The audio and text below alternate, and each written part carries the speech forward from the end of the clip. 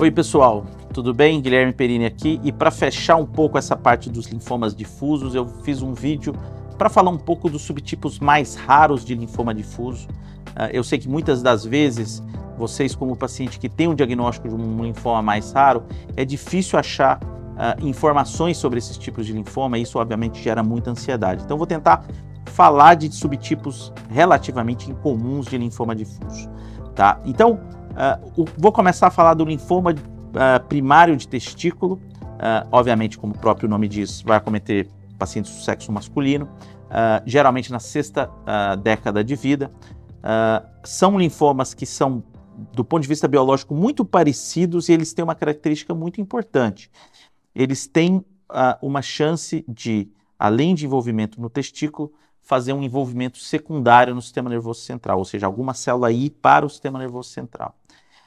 Por que isso é importante? Porque a gente tem alguns cuidados a mais que a gente tem que ter nesse linfoma.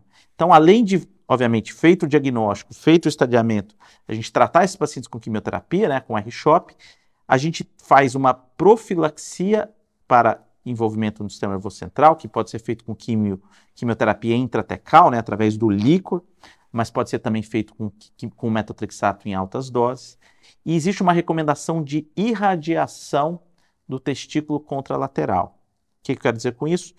Se você tem a suspeita, você faz uma cirurgia e geralmente é feita a retirada de um testículo.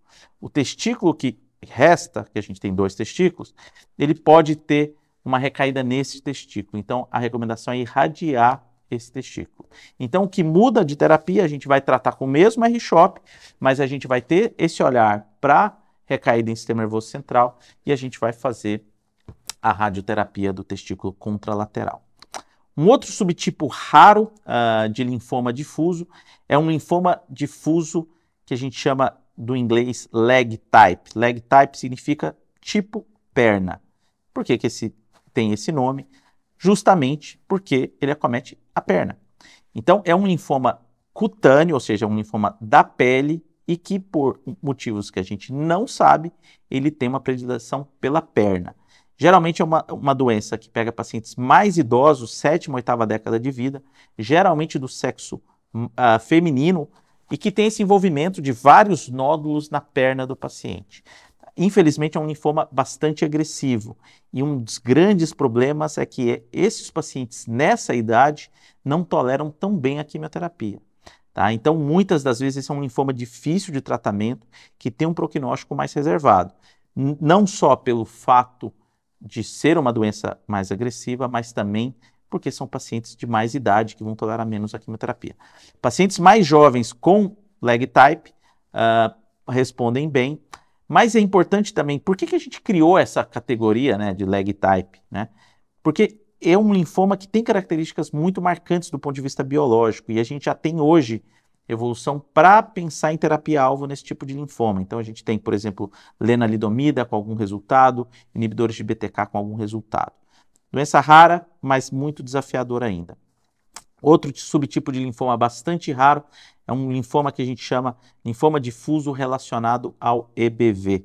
Né? Então, eu já falei no vídeo de Burkitt, EBV é o vírus Epstein-Barr, o vírus da mononucleose. É um vírus que todo mundo entra em contato, mas que uma minoria, muito minoria dos pacientes tem linfomas relacionados ao EBV. E esse geralmente é um linfoma de pacientes mais idosos, 6ª década de vida, e que você consegue detectar o material do EBV. Por que é importante? Porque ele é mais comum no Japão e América Latina. Então a gente tem uma incidência um pouco maior do que é descrito na literatura. Inclusive existem grupos latino-americanos do qual eu faço parte que tem um foco de estudo nesse tipo de linfoma EBV positivo. O tratamento é próximo do que geralmente a gente faz para linfoma difuso mesmo, a gente trata com R-CHOP, mas a gente sabe que a chance de cura desses pacientes é um pouco menor. Na verdade, quando a gente avaliou os casos na América Latina, muito desse prognóstico um pouco pior era nos pacientes mais idosos. Os pacientes mais jovens a gente não viu essa diferença, tá bom? Então pode ser que na nossa população isso não tenha tanta diferença assim. E tem um último subtipo que eu acho que é importante falar, que é o linfoma difuso de grandes células B, rico em T e em histiócitos. Esse linfoma geralmente ele surge como uma transformação daquele linfoma de Hodgkin predominância linfocitária nodular. Como eu falei, é a única situação que um linfoma de Hodgkin vira um linfoma não Hodgkin. E geralmente são pacientes muito sintomáticos, com envolvimentos muito disseminados, muito sintoma B, muita sudorese noturna, muita perda de peso. E esse é um linfoma que precisa ser tratado como a gente trata um linfoma difuso comum, com R-CHOP, mas existem alguns estudos iniciais da imunoterapia nesses pacientes. Esses pacientes, o linfoma B rico em T, ele tem uma expressão muito alta daquela proteína PDL1, e a gente já tem alguns estudos focando em imunoterapia nesses pacientes. Também é uma área que precisa melhorar. A melhora nesses pacientes com doenças raras é mais difícil, porque é mais difícil estudar essas doenças, mas podem ter certeza que existem várias linhas de pesquisa focado nesses tipos de pacientes. Bom, pessoal, era isso. Se você tem alguma dúvida de algum tipo mais raro de linfoma difuso ou linfoma agressivo, por favor, fique à vontade de colocar aí nos comentários que eu faço um vídeo falando desse subtipo. Obrigado.